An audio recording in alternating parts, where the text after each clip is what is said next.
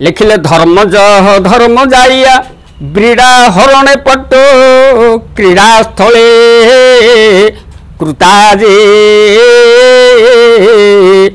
समीर भुक्त भख्यात पृष्ठे बसति सदा जननी तनु त्यागे बारण बैरी ध्वज रमण सुरेश्वर आयुध किंग जत्करे रुकुशाम जजुर नान्य मध्य वर्ण घटित सा देवता पातुब सा देवता पातुब। हे गुणग्राही विदग्ध मंडली श्लोक को अर्थ करने हेले ये श्लोक निर्जास आसब निर्जास बाहर एतिक निर्जास तीनोटी अक्षर कवि गोटे शब्द सृष्टि कले। धर्मंक नंदन होउछंती धर्म जह पदरु जात होइछंती धर्मंक ठारू धर्मनंदन युधिष्ठिर जाया बोलते पंडित पत्नी युधिष्ठिरंकर पत्नी हेले याज्ञसेनी द्रौपदी। ब्रीड़ा हरणे पट्टो ब्रीड़ा कहले पंडित लज्जिया जेतेबेले कुरुसभारे दुर्योधन निर्देश रे दुशासन द्रौपदी को लग्न करुथिला द्रौपदी चिंता करिथिले हे कृष्ण तद्वय पद पंकज पिंजरान्ते अद्यव विशतु मानस राजहंस मो मम मानस राजहंस चिंता करुछु प्रभु ए राक्षस कबल मते उद्धार कर। द्रौपदींकर आर्तकंठ आर्त चित्कार सह्य करि न पारी कोटि वस्त्र प्रदान करी द्रौपदींकर लज्जा को निवारण करिबारे जे पटुतार्जन करथिले किए से ना सह से प्रभु नट नागर कृष्ण नटकुट लंपट पटांबर तट भानु मुकुट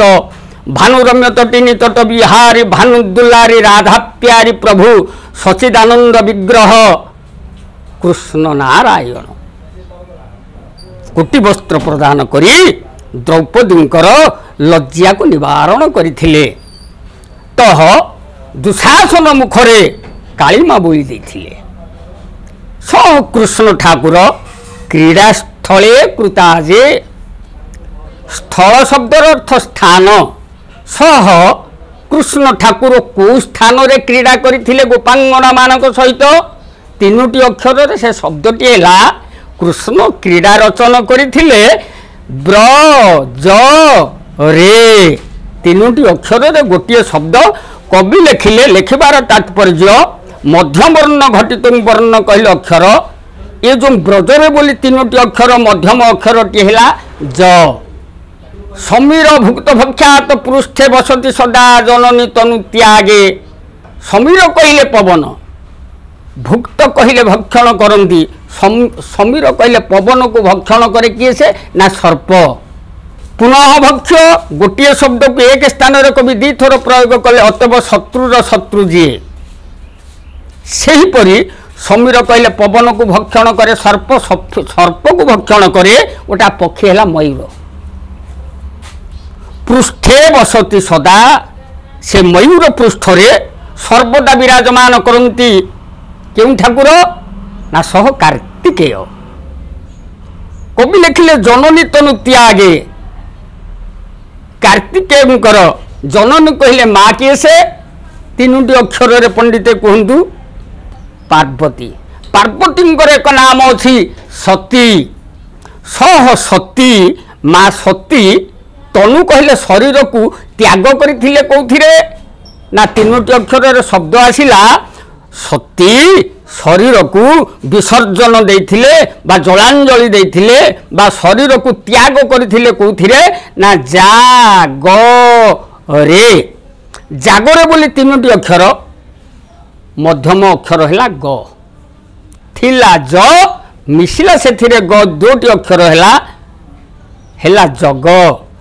बारण वैरिध्वज रमण सुरेश्वर आयुध किंग जत करे बारण कहले हस्ती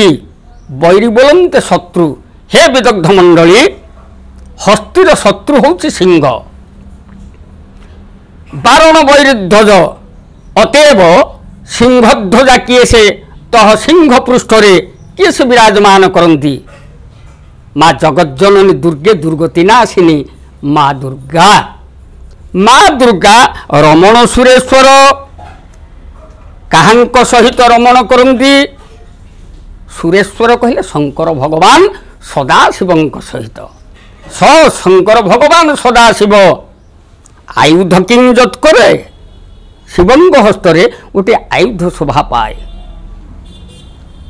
गोटे आयुध शिवंकर नुहे आज्ञा तांकर दोटी आयुध गोटे है त्रिशूल आउ गोटे हूँ एक धनु जार नाम हूँ पिनाक तीनोटी अक्षर गोटे शब्द कौन शब्दटी ना शिवंक हस्तर शोभा पाए एक धनु से धनुटीर नाम हूँ पिनाक। यह हूँ अंतर्लिपि श्लोक प्रथम अक्षर को न्यास कर दियो शेष अक्षर को न्यास कर दियो मध्यम अक्षरटी रहिला ना थिला जग ना टिकी जोग करदेले हेला जग ना रुक् साम जजुर नान्य मध्यमवर्ण घटित सा देवता पातुबह। वेद आज्ञा चारि कवि श्लोकटी लिखिबार ये छंद रखिले कौन वेद तो चारि तीन वेद कहीं लिखिले छंद कौटी रहिला ना रुक् साम जजुर नान्य अतएव नान्य कहले अन्य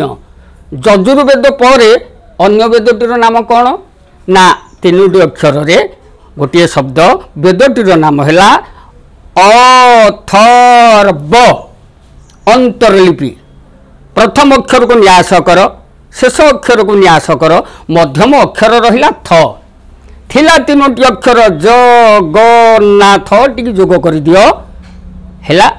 जगन्नाथ। ये महाकोली काल रे आमर आउ केही नाहंती साहा भरोसा हे पंडित मंडली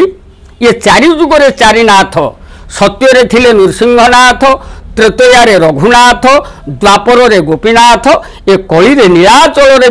विराजमान करिछंती श्रीमंदिर मध्य रत्न सिंहासन उपरे से प्रभु जगतर नाथ जगन्नाथ महाबाहु बलियार भुज मो पंडित समाजर ये विश्वर समस्तंकर कल्याण करंतु सर्वे प्रेमानंदे बोलंतु आनंदे एक बार हरि बोल।